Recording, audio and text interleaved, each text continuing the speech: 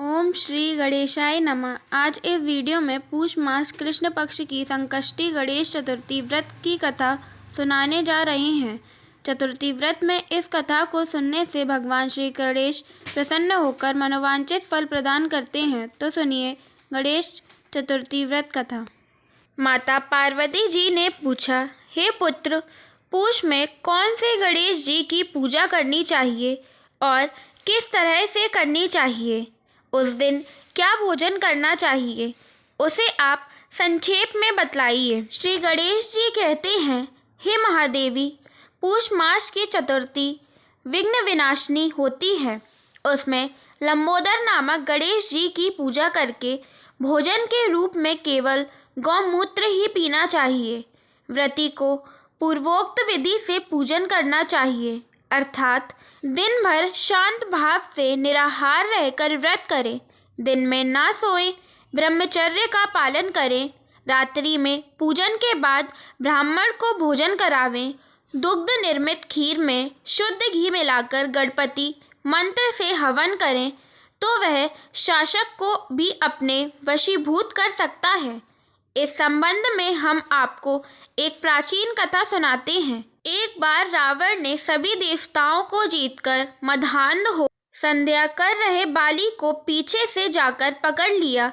बलशाली बाली रावण को अपनी कांख में दबाए हुए आकाश मार्ग द्वारा किष्किंधापुरी में आया और उस बंदी रावण को अपने पुत्र अंगद के लिए खिलौने के रूप में दे दिया। रावण के गले में रस्सी बांधकर अंगद ने उसे नगर में घुमाना शुरू कर दिया।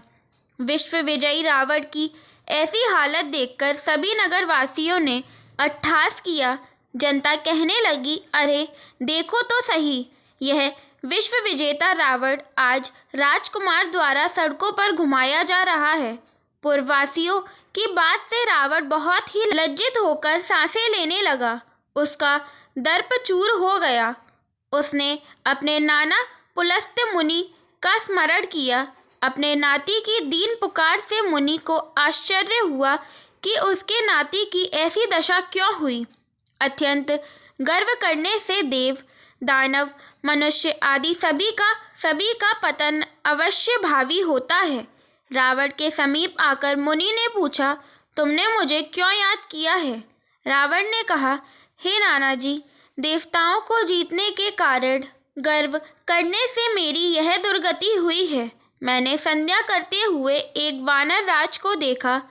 पश्चिमी महासागर के तट पर मैंने उसे पीछे से पकड़ने की चेष्टा की, लेकिन मैं ही उसके द्वारा पकड़ लिया गया। मुझे उसने यहाँ लाकर गले में रस्सी बांधकर अपने लड़के को खिलौने के लिए दे दिया। इस दुर्गति को देखकर नगरवासी मेरी हंसी उड़ाते हैं। हे देव, इसी चिंता में मैं व्याकुल रहता हूँ। रस्सी में बंधे रहने के कारण मैं आसक्त हो गया हूँ। हे नाथ, अब मैं क्या करूँ? मेरे जैसा आपके वश में कोई दूसरा कुल कलंकी नहीं है। अब आप ही मेरी रक्षा कर सकते हैं। पुलस्त्य जी ने कहा, हे रावण, डरने की कोई बात नहीं है। मैं तुम्हें बंधन मुक्त करा दूंगा। यह बाली देवराज इंद्र के वीर्य से उत्पन्न है और पराक्रम में तुमसे बढ़कर है। इसकी मृत्यु महाराज दशरथ के पुत्र श्री राम के हाथों होगी। हे राक्षस राज, यदि तुम बाली के बंधन से छूटना चाहते हो तो मेरी बात मानकर संकट नाशक गणेश जी का व्रत करो। प्राचीन काल में वृत्तासुर की हत्या के प्रायश्चित स्वरूप इंद्र ने इस व्रत को किया था। अतः तुम भी इस संकट नाशक व्रत को करो। बहुत ही शीघ्र तुम्हारा कलेश दूर होगा। इस प्रकार आदेश देकर ब्रह्मश्री वन में चले गए और इधर रावण ने व्रत का अनुष्ठान किया।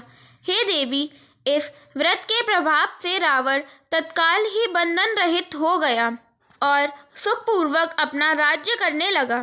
भगवान श्री कृष्ण जी कहते हैं, हे युधिष्ठिर, आप भी इस व्रत को कीजिए। इस व्रत के प्रभाव से समर में समस्त शत्रुओं का संहार करके आप अपने उत्तम राज्य को प्राप्त करेंगे। श्री कृष्ण जी की बात सुनकर युधिष्ठिर ने विधि पूर्वक पूष कृष्ण चतुर्थी व्रत किया और इस व्रत के प्रभाव से उन्होंने अपने राज्य को पुनः प्राप्त कर लिया। पौष मास की संकष्टी गणेश चतुर्थी व्रत में जो भी इस कथा को श्रवण करता है उसकी सारी मनोकामनाएं पूर्ण होती हैं। अब सुनते हैं भगवान श्री गणेश जी की आरती। जय गणेश जय गणेश जय गणेश देव।